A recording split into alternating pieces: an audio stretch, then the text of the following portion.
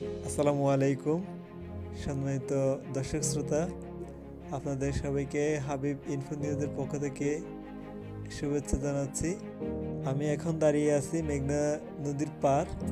আপনারা দেখতে পাচ্ছেন এটি মেঘনা তীর রক্ষাবাদ প্রকল্পের একটি অংশ। আমরা দেখতে পাচ্ছি এখন নদীতে জোয়ার।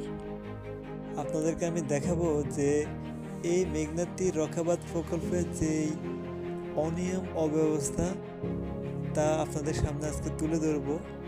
আপনারা এখন দেখতে পাচ্ছেন যে ব্লকগুলো ফেলা হয়েছে, এই ব্লকগুলো ফাঁকা ফাঁকা, অর্থাৎ এগুলো এখনই অনিয়ন্ত্রিত এবং অব্যবস্থাপনা দৃশ্যমান।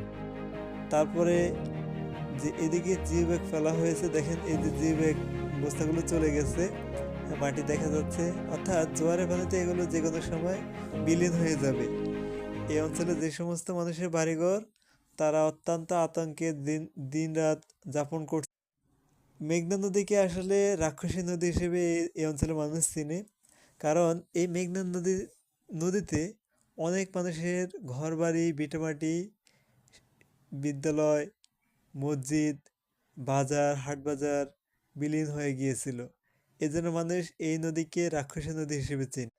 আপনারা দেখতে পাচ্ছেন এই স্থানে যে ঠিকাদার, উনি সরকার পরিবর্তন হওয়ার পরে পালিয়ে গিয়েছে, যার জন্য এই এই স্পটের কাজ বন্ধ।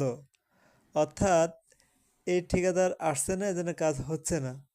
তো এই দিক দিয়ে যাদের বাড়িঘর আছে তারা অত্যন্ত আতঙ্কে দিন যাপন করছে। তারা আমাদেরকে জানিয়েছে যে এই কাজ যদি বর্ষার আগে আগে করা না হয়, তাহলে তারা তাদের বাড়িঘর নিয়ে আতঙ্কে থাকবে, আতঙ্কে আছে। এজন্য তারা সংশ্লিষ্ট কর্তৃপক্ষের দৃষ্টি আকর্ষণ করেছে যেন এই এই জায়গাটুকু এবং যে যে স্পটে বেড়িবাঁধ হচ্ছে না, যে যে জায়গায় ব্লক ফালানো হচ্ছে না, সরকার অতি দ্রুত যেন এই কাজগুলো বাস্তবায়িত।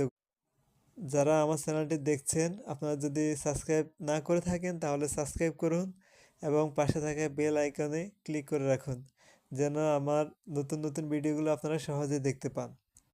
তো আজকে আমার সাথে থাকার জন্য আপনাদের সবাইকে ধন্যবাদ। দেখা হবে পরবর্তী কোনো ভিডিওতে।